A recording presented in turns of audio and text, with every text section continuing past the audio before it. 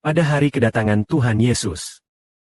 Seperti hari-hari ketika Sodom dan Gomora dihancurkan. Seperti banjir besar zaman Nuh, yang menghancurkan umat pada waktu itu dengan banjir besar. Dengan demikian saudara-saudari akan mengerti tentang kedatangan orang benar. Kedatangan orang benar. Kedatangan kembali Kristus. Bukan hanya kedatangan Kristus saja. Tidak akan datang sebagai orang yang tampak muda. Dan tidak akan berkata, "Hei, kalian harus bertobat." Mungkin ada banyak aliran yang mengajarkan bahwa kedatangan kembali Kristus akan mengoreksi seluruh dunia Kristen. Tetapi itu semua bukanlah begitu. Semua itu hanyalah kekeliruan agama. Kedatangan sejati Tuhan Yesus itu seperti kehancuran melalui banjir besar zaman Nuh. Seluruh umat manusia juga akan seperti api besar yang menghancurkan Sodom pada zaman itu. Dan demikian pula dunia. Ketika Tuhan Yesus datang kembali, Ia akan memusnahkan segala bangsa dan suku. Mari kita lihat saat Tuhan Yesus tiba. Kedatangan Tuhan Yesus adalah kedatangan kembalinya. Jadi, mari kita lihat sejenak. Begitulah adanya. Ketika kedatangan orang benar, itu juga serupa dengan hari-hari Lot. Pada zaman orang-orang di era Lot, mereka makan, minum, membeli, dan menjual, serta bertani dan membangun, hingga hari Lot meninggalkan Sodom. Kemudian datanglah api dan belerang, yang turun dari surga, yang memusnahkan mereka semua. Demikian pula, hari kedatangan orang benar akan seperti itu.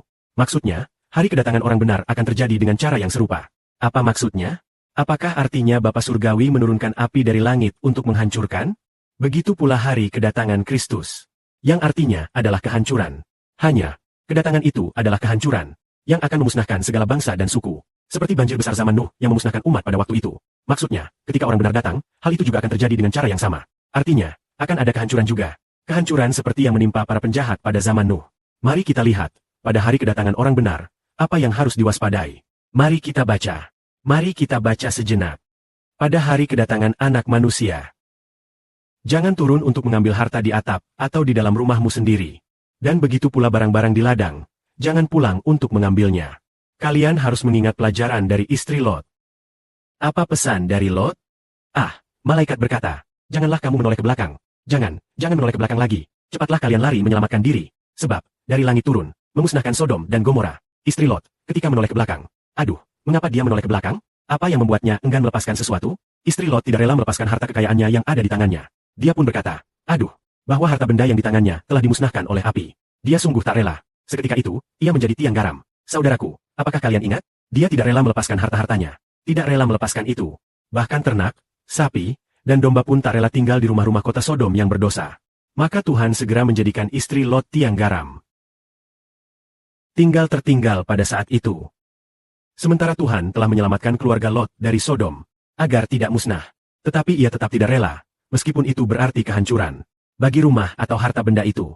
Kalau begitu, karena dia begitu mencintai harta, dia langsung berubah menjadi tiang garam, langsung mati.